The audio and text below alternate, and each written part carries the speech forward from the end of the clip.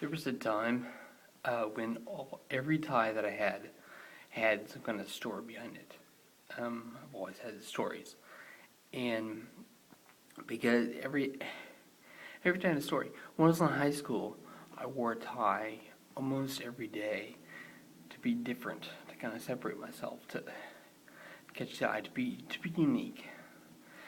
Being unique has always been a big deal to me. Um, I wanted to be separate. I wanted to be my own person. I wanted to be different. That came with its own problems because I wasn't included. But that's not the point of this story. The story I'm talking about is for ties. I have a story behind the tie that I'm wearing right now. You see, black and white, black and yellow checker. I call it my taxicab tie. And here's the story. When I was 16, that's 21 years ago, I was a sophomore in high school. We went to academic decathlon nationals in Chicago. At the day after nationals, we took sightseeing. We walked around town. I don't know exactly why, but instead of going with the male coach and the guys to the mechanical museum or museums industry, or it was a guy type thing, I went with the funeral coach and the girls to go shopping.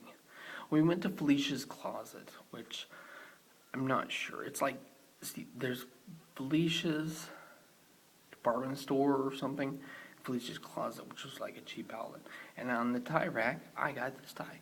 Now the reason why I got one that I call my checker tie, my taxicab checker tie.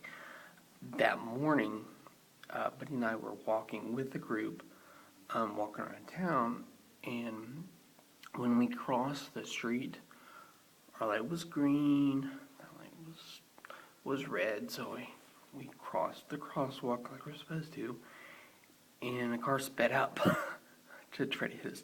And if he didn't pull me out of the way, I would have been hit by a car.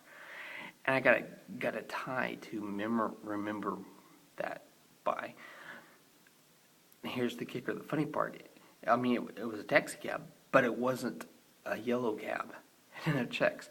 It was a green and pink cab. And in high school, I wouldn't wear pink. I do now, obviously, but I wouldn't wear pink, so I got yellow to remember my taxi cab incident by.